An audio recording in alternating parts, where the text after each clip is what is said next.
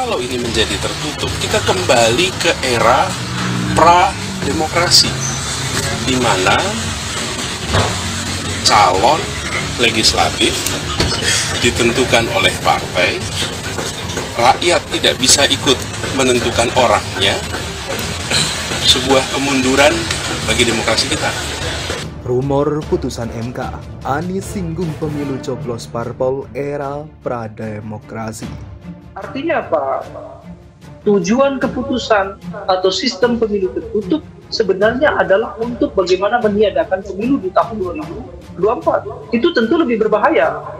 MK tidak bisa memutuskan bahwa pemilu tertutup atau terbuka. Jadi sistem proporsional terbuka harus dipertahankan dan kesempatan kepada rakyat untuk menentukan calonnya jangan sampai dihapus, karena itulah salah indikator bahwa kekuasaan ada di tangan rakyat. Apakah Mahkamah Konstitusi rela dan berani mau mengorbankan hati nurani rakyat itu sendiri?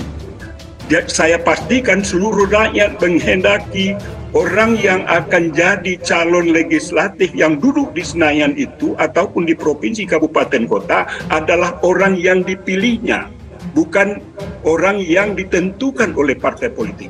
Prinsip pertama negeri ini adalah kedaulatan rakyat, bukan kedaulatan partai. Kalau dia sistem tertutup, itu memang mengalihkan pemilu itu pada prinsip yang ikut pemilu adalah partai. Oh iya, tetapi yang memilih partai adalah rakyat.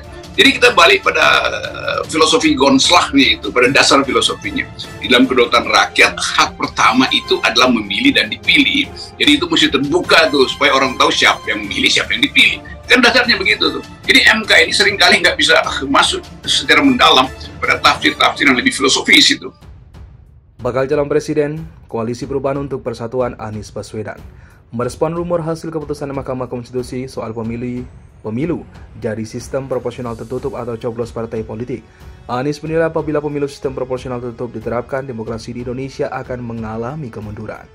Gini, saya dulu sudah pernah saya sampaikan bahwa kita bersyukur demokrasi kita ini sudah makin maju, di mana partai menawarkan nama-nama kepada rakyat untuk memilih sehingga rakyat pun punya kesempatan menentukan siapa orang yang menjadi pilihannya. Itulah sebabnya proporsional terbuka ini menggambarkan kemajuan demokrasi kita, kata Anies mengawali komentarnya di Sekretariat Perubahan Jalan Brawijaya, Jakarta Selatan pada Selasa. Anies memandang sistem proporsional tertutup bakal memundurkan demokrasi, sebab menurutnya rakyat tidak bisa ikut menentukan secara langsung sosok caleg yang mewakili mereka. Kalau ini menjadi tertutup, kita kembali ke era pra-demokrasi, di mana calon legislatif ditentukan oleh partai. Rakyat tidak bisa ikut menentukan orangnya. Sebuah kemunduran bagi demokrasi kita, kata Anies. Dengan demikian, Anies menekankan sistem proporsional terbuka harus dipertahankan pasalnya. Sistem tersebut menggambarkan demokrasi Indonesia yang seutuhnya. Jadi sistem proporsional terbuka harus dipertahankan, tegas Anies.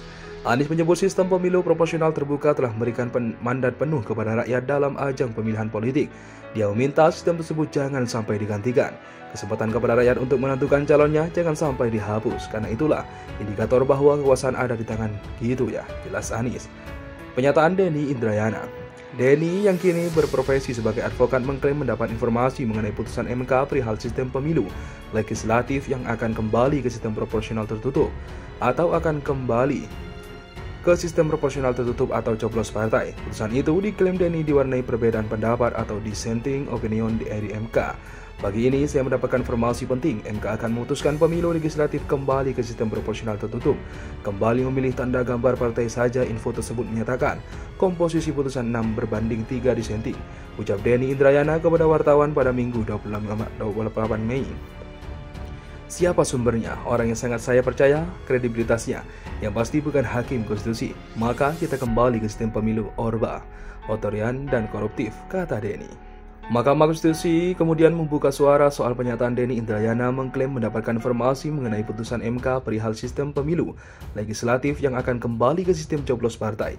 Juru bicara MK, Fajar Laksono menegaskan klaim Denny itu tidak benar. Ya, saya akan tanyakan ke Hang bersangkutan. Tapi itu tadi alurnya begitu, penyerahan kesimpulan baru akan dibahas, kata Fajar pada wartawan di Gedung MK, Jakarta Pusat pada Senin.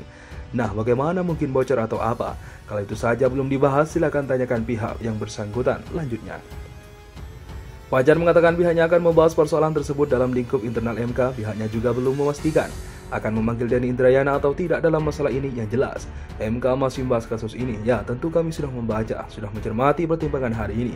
Bukan tidak mungkin akan ditempuh langkah-langkah, tapi akan dibahas lebih dulu secara internal kira-kira langkah-langkah apa yang harus dilakukan Mahkamah Konstitusi, ucapnya.